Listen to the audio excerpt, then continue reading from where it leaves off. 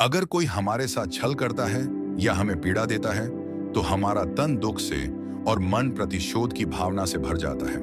फिर हम प्रतिकार चाहते हैं और यही हम सबसे बड़ी भूल कर बैठते हैं। तो ऐसे में क्या किया जाए? इसका केवल एक ही उपाय है, सहनशीलता। धर्म हमें सिखाता है कि क्रोध करना अधर्म है और उपकार करना ही जीवन का सार है। दया करना धर्म है और निष्ठुर होना अधर्म।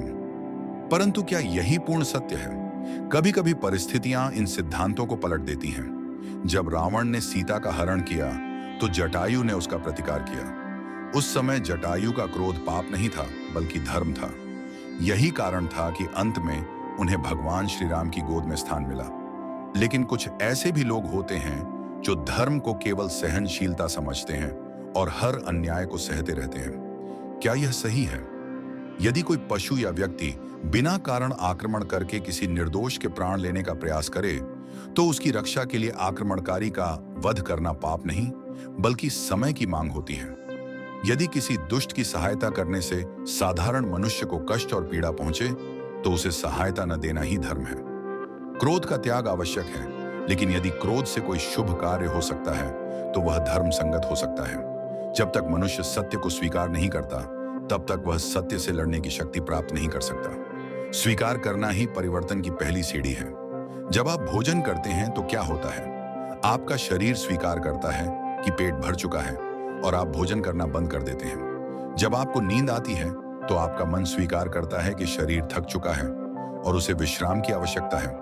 उसी प्रकार जब किसी व्यसन को रोकना हो, तो पहले यह स्वीकार करना पड़ता है कि अब बहुत हो चुका। चाहे वह लालच हो या मदिरापान, त्याग वहीं से शुरू होता है, जब आप उसे छोड़ने के लिए मानसिक रूप से तैयार हो जाते हैं। स्वतंत्रता पाने के लिए परिश्रम करना अनिवार्य है। क्या आपने इन पक्षियों को देखा है? जब वे आकाश में उड़ते हैं, तो उनका संतुलन देखने योग्य होता है। लेकिन इस उड़ान से पहले उन्होंने धरती पर अनगिनत बार परिश्रम किया होगा। कई बार गिरे होंगे, चोटें खाई होंगी, और तब जाकर वे उड़ने में सक्षम बने होंगे। यही इस स्वतंत्रता की कीमत है।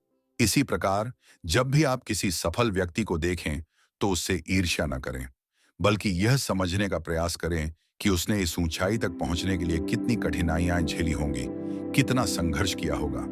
उसकी सफलता से प्रेरणा लें, प्रयास करें और स्वयं भी सफल बने। करुणा ही जीवन का मूल आधार है। करुणा क्या है?